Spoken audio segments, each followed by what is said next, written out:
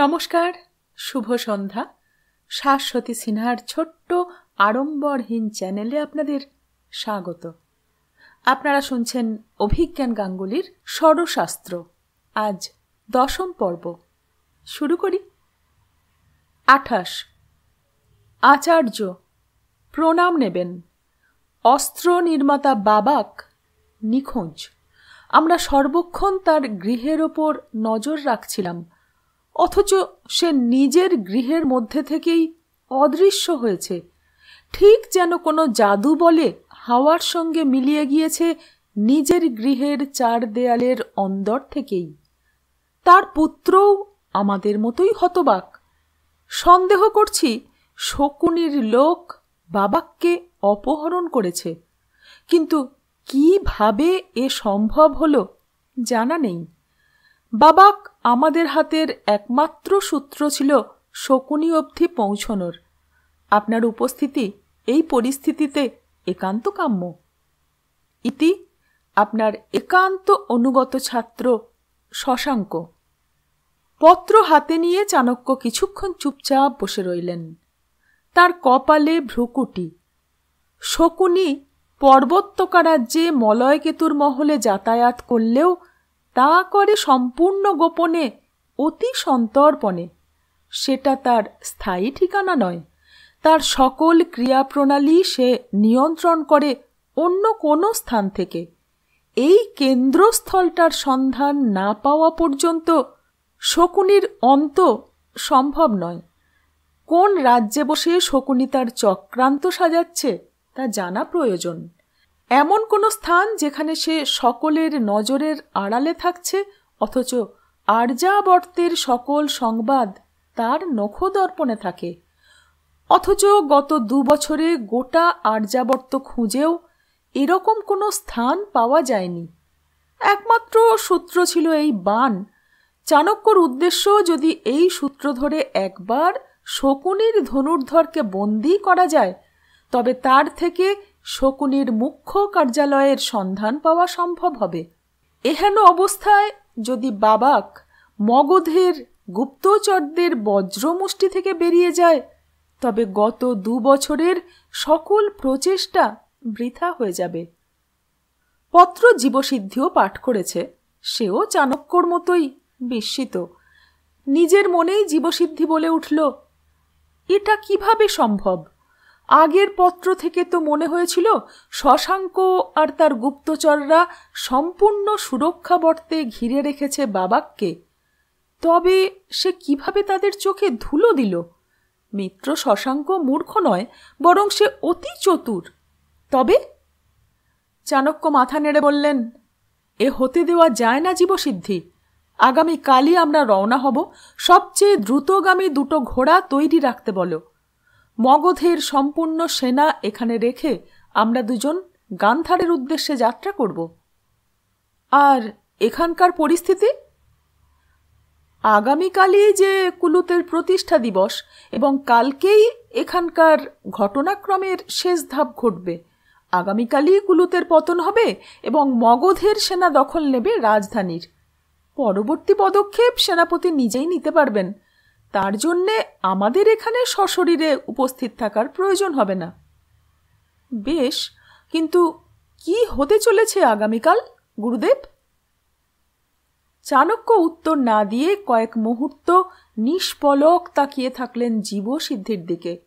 হঠাৎই উঠে দাঁড়িয়ে এগিয়ে গেলেন জীবসিদ্ধির দিকে। তার কাঁধে হাত রেখে অদ্ভুত কণ্ঠে বললেন, নিজের গুরুকে ক্ষমা করো জীবসিদ্ধি। আমি নিজের অজান্তেই তোমার জীবন বিপন্ন করে ফেলছিলাম। একটি সরল সত্য আমি এতদিন চোখের সামনে থাকা সত্ত্বেও দেখতে পাইনি। কৌটিল্য বোধহয় বাস্তবেই বৃদ্ধ হয়ে যাচ্ছে হে জীবসিদ্ধি। জীবসিদ্ধি বিস্মিত হয়ে তাকিয়ে রইল গুরুর দিকে। চাণক্যর মুখে এ ধরনের কথা কোনোদিন আগে শোনেনি জীবসিদ্ধি। আপনি কি বলছেন আচার্য? আমি অনুধাবন করতে পারছি না আপনার কথার অর্থ। চাণক্য জীবসিদ্ধির চোখে চোখ রেখে বললেন, তুমি কি এখনো বুঝতে পারছো না যে কুলুতের এই গোটা চক্রান্তের মূল উদ্দেশ্য কি? কেন আমাদের এখানে ডেকে আনা হলো আমন্ত্রণ পত্রের সঙ্গে সেই অশুভ বানটি পাঠিয়ে? কেন মহারাজ সুবর্মাকে এরকম অদ্ভুত কৌশলে মরতে হলো? কেন মহারাজের ভূমিকায় তোমাকে অবতীর্ণ হতে বলা হলো? কেন মলয়কেতু ফাঁকা সেনা ছাউনি ফেলে অপেক্ষা করছে কুলুতের সীমান্তে? কেন এত মিথ্যা আমাদের চারিদিকে সাজিয়ে দেওয়া হয়েছে? কেন বুঝতে পারবো না? কারণটা অতি সরল। আপনাকে মগধের বাইরে এনে হত্যার চেষ্টা করতে এই গোটা চক্রান্ত রচনা হয়েছে। সোজা হয়ে দাঁড়িয়ে দুদিকে তীব্র অসন্তোষের ভঙ্গিতে মাথা নাড়ালেন চাণক্য। না হে জীবসিদ্ধি, না, এখানেই ভুল। গোটা চক্রান্ত আমাকে মগধের বাইরে বের করে আনার জন্য করা হয়নি। এই জাল রচনা করা হয়েছে তোমাকে মগধের বাইরে আনতে জীবসিদ্ধি। গোটা ষড়যন্ত্রের মূল উদ্দেশ্য হল তোমাকে হত্যা করা। হ্যাঁ জীবসিদ্ধি, শকুনির লক্ষ্য আমি নই, শকুনির মূল লক্ষ্য তুমি। এত কম সময়ের ব্যবধানে জীবসিদ্ধি কখনো এতবার পরপর বিস্মিত হয়নি। তার মস্তিষ্ক এইবার ধীরে ধীরে সমস্ত সূত্র যেন জুড়ে ফেলতে পারছে। একটা আবছা চিত্র ফুটে উঠছে তার মনে। চাণক্য বললেন, এইবার বুঝতে পারছো জীবসিদ্ধি? সব প্রশ্নের উত্তর পরিষ্কার হচ্ছে কি? জীবসিদ্ধি শুধু দুটি শব্দ বলতে পারল, কিন্তু কেন? কারণটা আমি বলেছিলাম বহু আগেই জীবসিদ্ধি। আমি বলেছিলাম যে তুমি শত্রুদের জন্যে ক্রমেই ভয়ানক হয়ে উঠছ। মগধের শক্তির যে কয়েকটি স্তম্ভ আছে তার মধ্যে একটি হল মগধের শক্তিশালী গুপ্তচর বাহিনী, যারা গোটা আর্যাবর্তর প্রতিটি কোণে ছড়িয়ে আছে। ঠিক যেন কোনো অষ্টপাদ মাকড়সার জাল, যার একটি সরু শাখায় সামান্য আলোড়ন হলেও তা জানতে পারে কেন্দ্রে বসে থাকা সদা সতর্ক অষ্টপাদ। সে থাকতে মগধ সুরক্ষিত, কারণ সে থাকতে দেশের শেষ প্রান্তে যদি কোনো বৃক্ষ থেকে একটি পত্রও অসময়ে খসে পড়ে, তা আমার ও চন্দ্রগুপ্তর কানে পৌঁছে যায় তোমার মাধ্যমে। সেই জালের একটি শাখা কেটে দিলেও লাভ হয় না, কারণ অষ্টপাদটি সেই জাল আবার পুনরায় বিস্তার করে। অতএব সেই জালকে অকার্যকর করার একমাত্র উপায় সেই জালের কেন্দ্রে থাকা মূল অষ্টপাদকে শেষ করা। মগধের এই গুপ্তচর বাহিনীর জাল যে তোমারই বিস্তার করা জীবসিদ্ধি। তুমি সেই জালের কেন্দ্রে থাকা সদা সতর্ক মাকড়সা। তাই তোমাকে সরাতে পারলে মগধকে চরম আঘাত করা যাবে। মগধের এই শক্তিশালী গুপ্তচর চক্র সম্পূর্ণভাবে বিপর্যস্ত হয়ে পড়বে। অভেদ্য মগধ হয়ে পড়বে দুর্বল। যেও। উত্তেজিত হয়ে উঠে দাঁড়িয়ে ঘরময় পদচালনা করতে শুরু করল জীবসিদ্ধি। বিড়বিড় করে বলল, বুঝতে পারছি, এইবার গোটা চিত্র পরিষ্কার হচ্ছে। গত বছর চন্দ্রগুপ্ত আর দুর্ধরার বিবাহের সময়ে পাটলিপুত্রে গিয়ে চিত্রবর্মা আমায় দেখে। আমার সঙ্গে তার অগ্রজ রাজা সুবর্মার চেহারার সাদৃশ্য তার চোখে পড়ে। পরবর্তীকালে শকুনির সঙ্গে তার যোগাযোগ হলে এই কথাটি শকুনিকে কথা প্রসঙ্গে সম্ভবত বলে ফেলেছিল চিত্রবর্মা। আর সেই তথ্য জানতে পেরেই এই সুবিশাল ষড়যন্ত্র রচনা করেন আচার্য শকুনি। হত্যা করা হয় রাজাকে, সুকৌশলে ব্যবহার করা হয় সেই বিশেষ বান। শকুনির নির্দেশে মলয়কেতু সেনা ছাউনি ফেলে কুলুতের সীমান্তে। এই কারণেই পত্রে আমায় আসার জন্যে বিশেষভাবে অনুরোধ করা হয়েছিল। আমরা ভাবি যে সত্যিই কুলুত বিপন্ন। আমরা এখানে এলাম এবং শকুনির জালে ধরা দিলাম। হ্যাঁ জীবসিদ্ধি, এবং নিশ্চিতভাবেই যেন যে ঠিক যেভাবে রাজা সুবর্মাকে হত্যা করা হয়েছে, আগামীকাল সেভাবেই তোমাকেও হত্যা করার চেষ্টা করা হবে। এবং তখনই আমরা এই খেলায় আমাদের শেষ দান দেব। জীবসিদ্ধি পুনরায় বসে পড়ল। বলল, কিন্তু আচার্য, আমি আজীবন অদৃশ্য থেকেছি। আমায় সকলেই শুধুমাত্র আপনার ছায়া সঙ্গী, আপনার অনুগত শিষ্য হিসেবেই জানে। আমায় শকুনি হত্যা করতে চাইছে, এর তাৎপর্য আপনি বুঝতে পারছেন? মুখের ভাব গম্ভীর হল চাণক্যর। বললেন, বুঝতে পারছি হে জীবসিদ্ধি।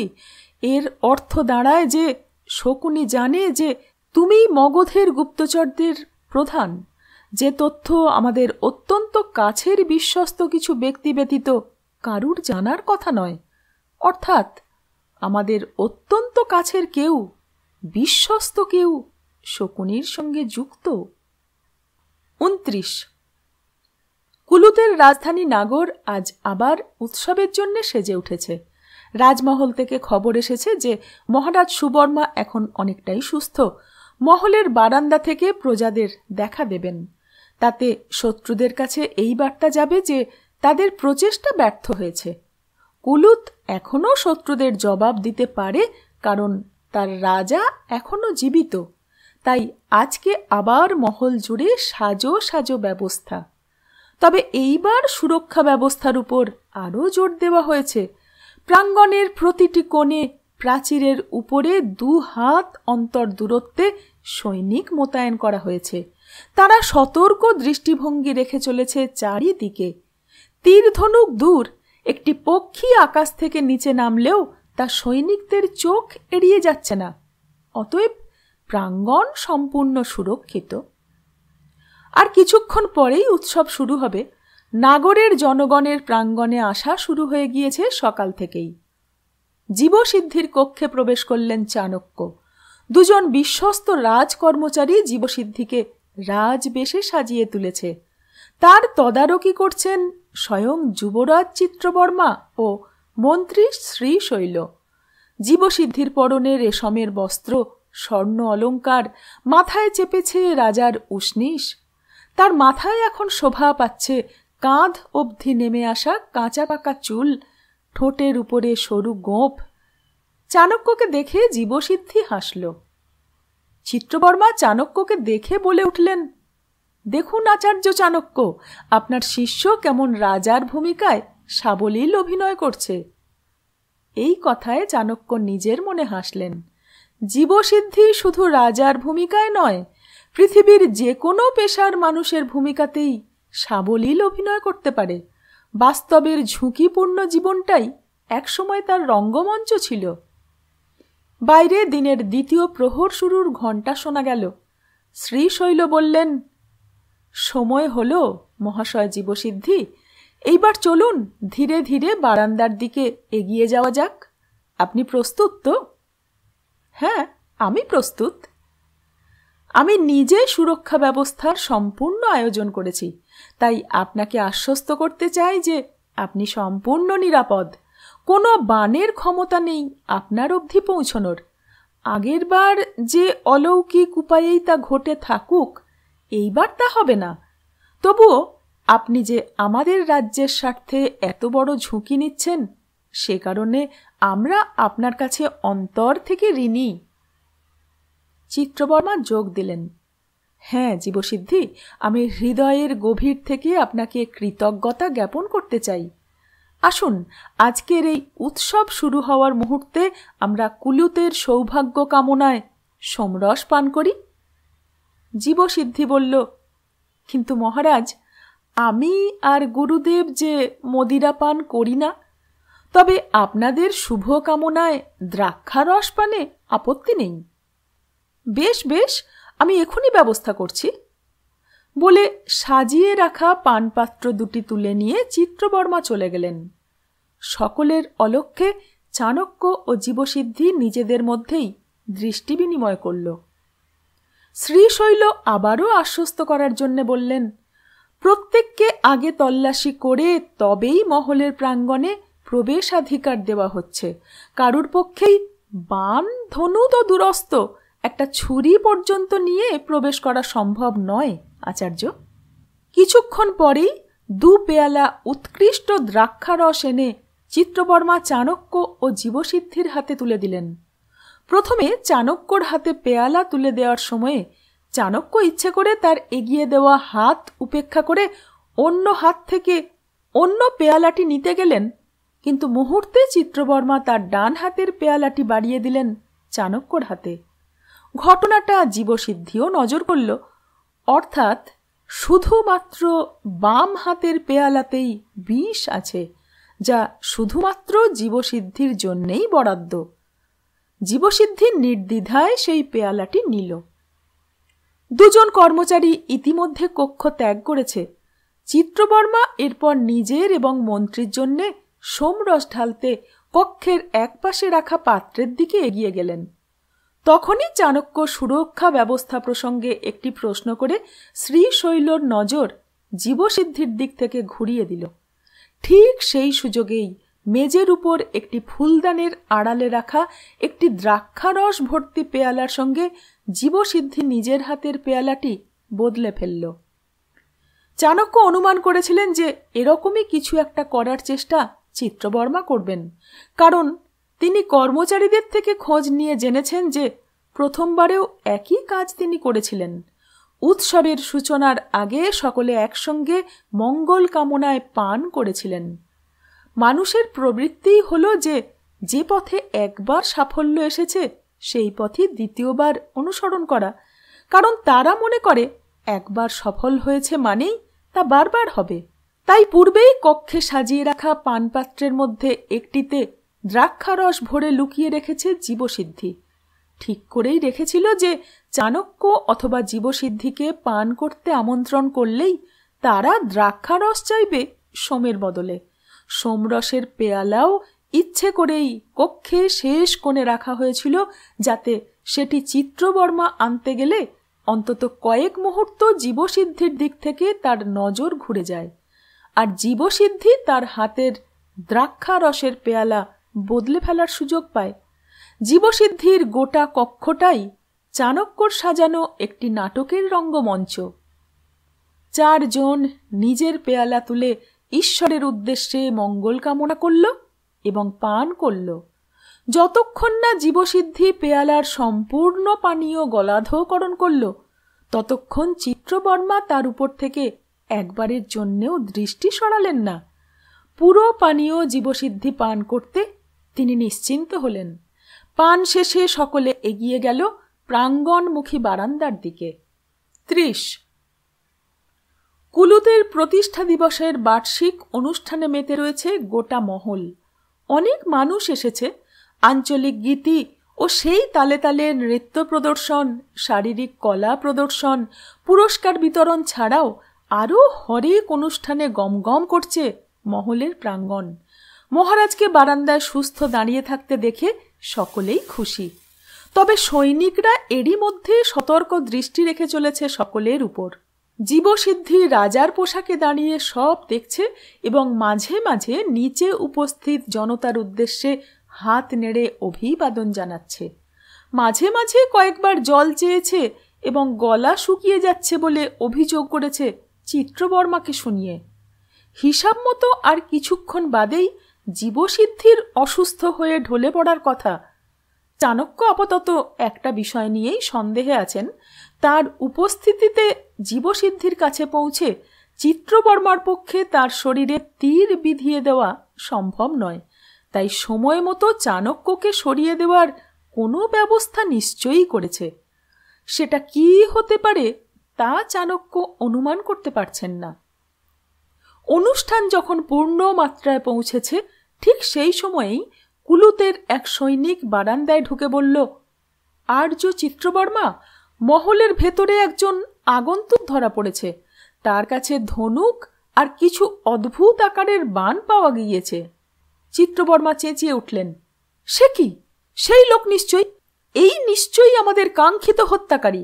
তাকে এই মুহূর্তে বন্দি করে জিজ্ঞাসাবাদ করা প্রয়োজন যে আরও কোনো গুপ্তঘাতক মহলে প্রবেশ করেছে কিনা। একটু চুপ থেকে ইতস্তত করে চিত্রবর্মা বললেন, কিন্তু এই মুহূর্তে আমি বা মহারাজ উৎসব ছেড়ে যেতে পারি না, লোকের সন্দেহ হবে। অমাত্য শ্রীশৈল, আপনি আর আচার্য চাণক্য এই মুহূর্তে ওই গুপ্তঘাতককে জিজ্ঞাসাবাদ করুন। জীবসিদ্ধির সুরক্ষা নিশ্চিত করা প্রয়োজন। চাণক্য তার কথায় সায় দিয়ে বললেন, হ্যাঁ, আপনি ঠিকই বলেছেন কুমার, আমি এখনই যাই। এই নিশ্চয়ই সেই হত্যাকারী যাকে আমরা এতদিন ধরে খুঁজছি। চলুন মহামাত্য মহাশয়, শীঘ্র চলুন। চাণক্য দ্রুত একবার জীবসিদ্ধির সঙ্গে দৃষ্টি বিনিময় করে শ্রীশৈলকে নিয়ে বারান্দা ছেড়ে ভেতরে ঢুকে গেলেন। বারান্দায় রইল জীবসিদ্ধি এবং চিত্রবর্মা।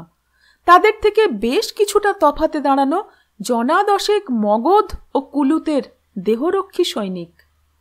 চাণক্য শ্রীশৈলের সঙ্গে মহলের ভেতরে এলেন। চাণক্য জানেন, নিচে গিয়ে যে ব্যক্তিকে পাওয়া যাবে সে বেচারা সম্ভবত নিরীহ কোনো প্রজা, যাকে অচেনা কেউ অর্থের লোভে ধনু বাণ নিয়ে প্রবেশ করতে বলেছে। চিত্রবর্মা একাধিক বিষাক্ত বাণ রেখেছে সঙ্গে, তারই মধ্যে কিছু এই ব্যক্তির সঙ্গেও দিয়েছে।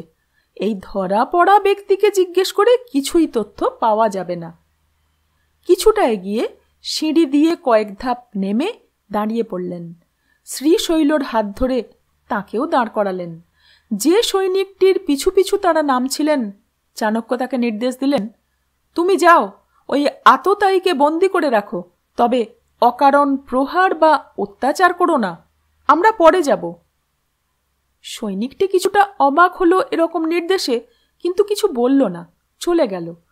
মন্ত্রী শ্রীশৈল অবাক হয়ে বলল, আমরা যাব না আচার্য? কুমার চিত্রবর্মা যে বললেন। চাণক্য ততক্ষণে শ্রীশৈলকে টেনে সিঁড়ি দিয়ে উপরে উঠতে শুরু করেছেন। তার প্রশ্নের উত্তরে বললেন, না অমাত্য মহাশয়, এখন আমাদের বারান্দায় উপস্থিত থাকতে হবে, কারণ এই আটক লোকটি এই নাটকের একটি সামান্য পার্শ্বচরিত্র মাত্র। মূল পর্বের যবনিকাপাত যেখানে হবে সেটা প্রত্যক্ষ করতে হবে তো। চলুন চলুন, শীঘ্র চলুন, চরম ক্ষণ আসন্ন।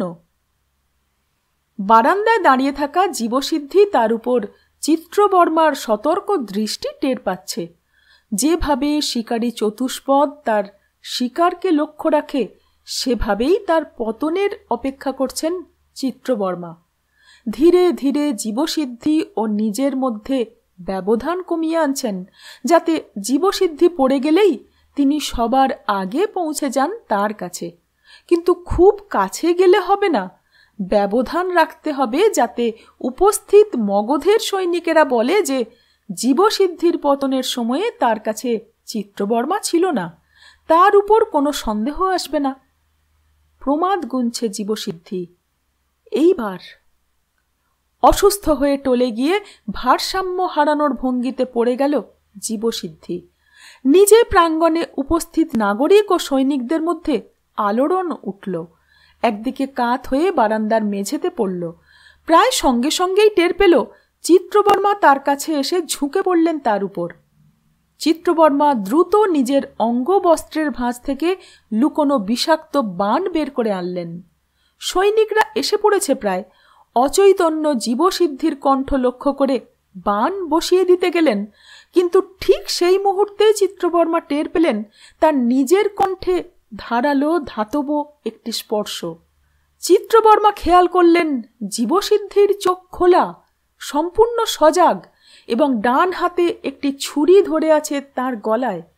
বিদ্যুৎ বেগে অন্য হাত দিয়ে জীবসিদ্ধি চেপে ধরল চিত্রবর্মার বিষাক্ত তীর ধরা হাতটা।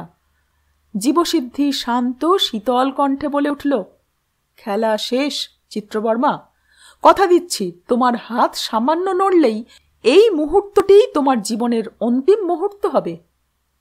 প্রায় সঙ্গে সঙ্গেই চিত্রবর্মার পেছন থেকে চাণক্যর গলা ভেসে এলো, কোনো রকমের চতুরতার চেষ্টা বৃথা হবে কুমার। জীবিত থাকতে চাইলে হাত থেকে ওই অশুভ জিনিসটা ফেলে দিন। চিত্রবর্মার ডান হাত আলগা করতেই বিষাক্ত বাণটা মেঝেতে পড়ল। চাণক্য ততক্ষণে চিত্রবর্মা আর জীবসিদ্ধির পাশে এসে দাঁড়িয়েছেন। পা দিয়ে বাণটা একদিকে সরিয়ে দিলেন। চিত্রবর্মা এখনও বিশ্বাস করতে পারছেন না যে তিনি ব্যর্থ হয়েছেন। জীবসিদ্ধির দিকে তাকিয়ে প্রশ্ন করলেন, কিন্তু কিভাবে? বিষ তো প্রভাব বিস্তার করছিল। হেসে উঠলেন চাণক্য। জীবসিদ্ধি উঠে দাঁড়াতে দাঁড়াতে বলল, তোমার বিষ আমি পান করিনি। বারবার জল চাওয়া, অসুস্থ হওয়ার ভঙ্গি করা, গোটাটাই অভিনয়। তুমি তো আমায় এখানে অভিনয় করাতেই ডেকে এনেছিলে কুমার। আমি আর আচার্য শুধুমাত্র তার দৃশ্যটা নিজেদের মতো করে অভিনয় করেছি। চিত্রবর্মার গলায় ততক্ষণে মগধের সৈনিকরা তরবারি ধরেছে। কুলুতের সৈনিকরা কিং কর্তব্য বিমূঢ় হয়ে দাঁড়িয়ে আছে। শ্রীশৈলও বিস্ময়ে হতবাক হয়ে দেখে যাচ্ছে। চিত্রবর্মা পরিস্থিতি নিজের দিকে চালনা করার শেষ চেষ্টা করল।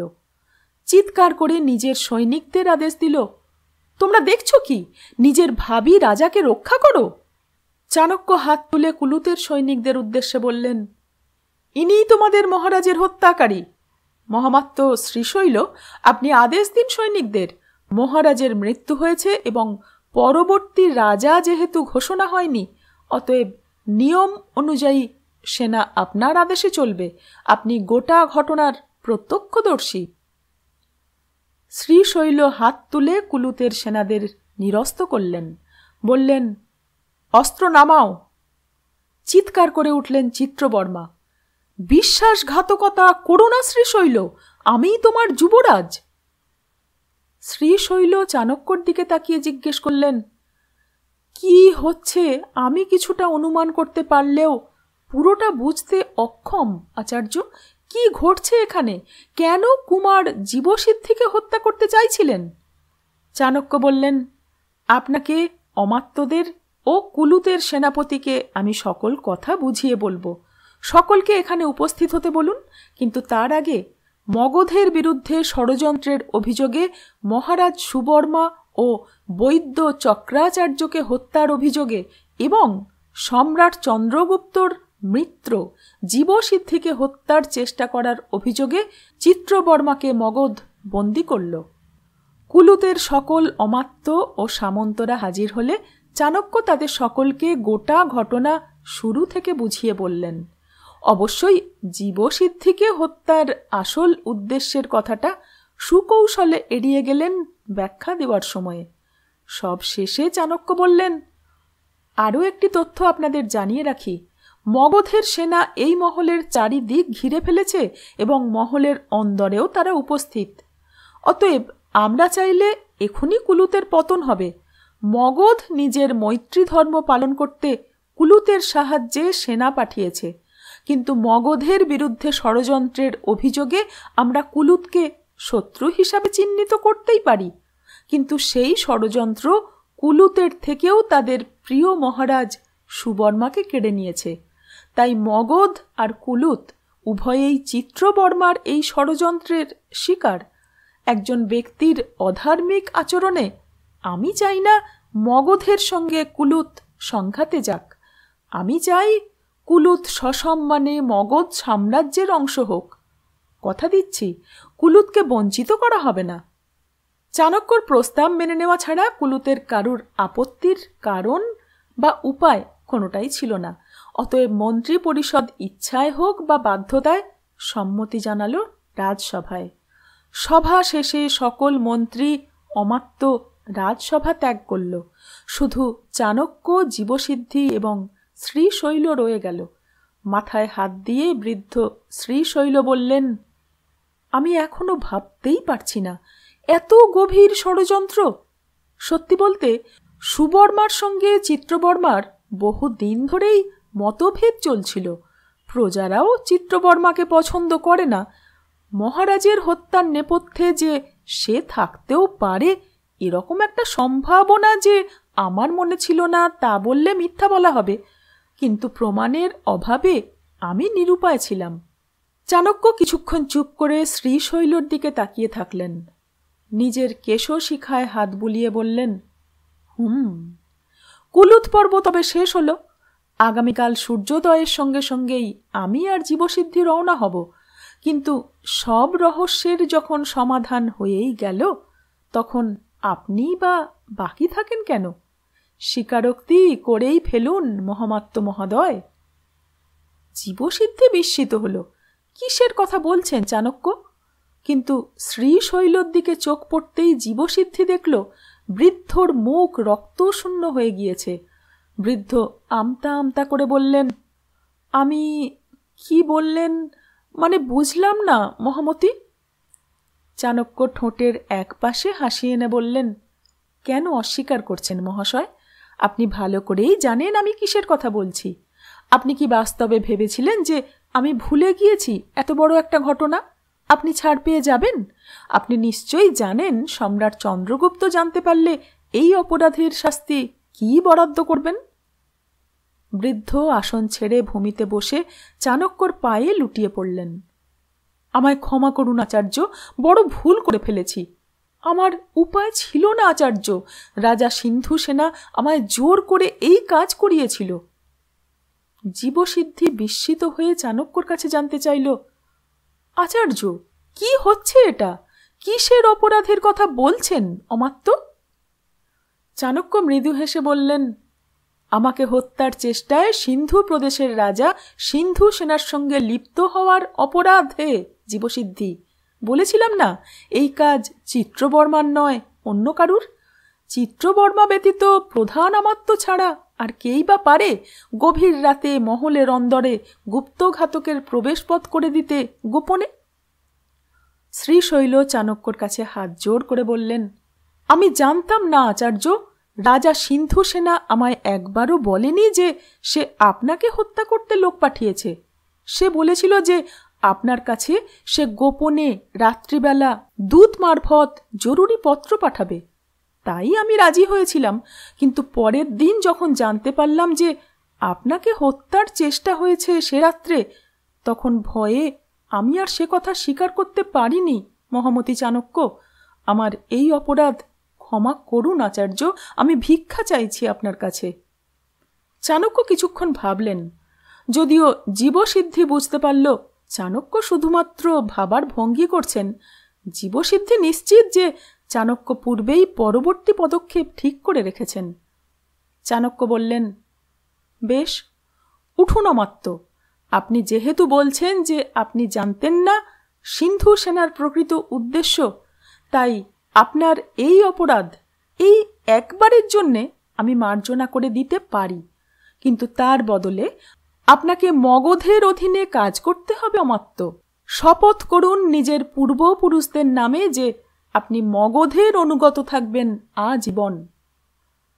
আমি নিজের পূর্বপুরুষের আমার সন্তানদের নামে শপথ করছি আচার্য। তবে ক্ষমা করলাম আপনাকে। আপনার অপরাধের কথা আমার ও জীবসিদ্ধির মধ্যেই থাকবে। শুধু তাই নয়, আপনাকে মগধের প্রতিনিধি হিসাবে কুলুতের শাসনভার দিলাম। মগধের অন্যান্য প্রতিনিধি ও সামন্তরা আপনাকে এ কাজে সাহায্য করবে। মগধের আদেশ অনুযায়ী কাজ করলে কুলুত সুরক্ষিত থাকবে। বেশ আচার্য, তাই হবে। আপনি আসতে পারেন। তবে যাওয়ার আগে একটা কথা মনে রাখবেন শ্রীশৈল, মগধের সঙ্গে ভবিষ্যতে কোনো রকম বিশ্বাসঘাতকতার চেষ্টা আপনি বা আপনার কোনো মন্ত্রী করলে আপনার কিন্তু অপরাধের কথা মগধাধিপতি সম্রাট চন্দ্রগুপ্তর কানে পৌঁছে যাবে। আমার শিষ্যরা আবার আমায় নিয়ে একটু বেশিই রক্ষণশীল, তাই এই কথা সম্রাট জানতে পারলে তিনি সম্ভবত শত্রু মিত্র বিচার নির্বিশেষে গোটা কুলুত রাজ্যকে ধূলিসাৎ করবে। এই ধ্বংসের জন্যে কিন্তু আপনি দায়ী থাকবেন।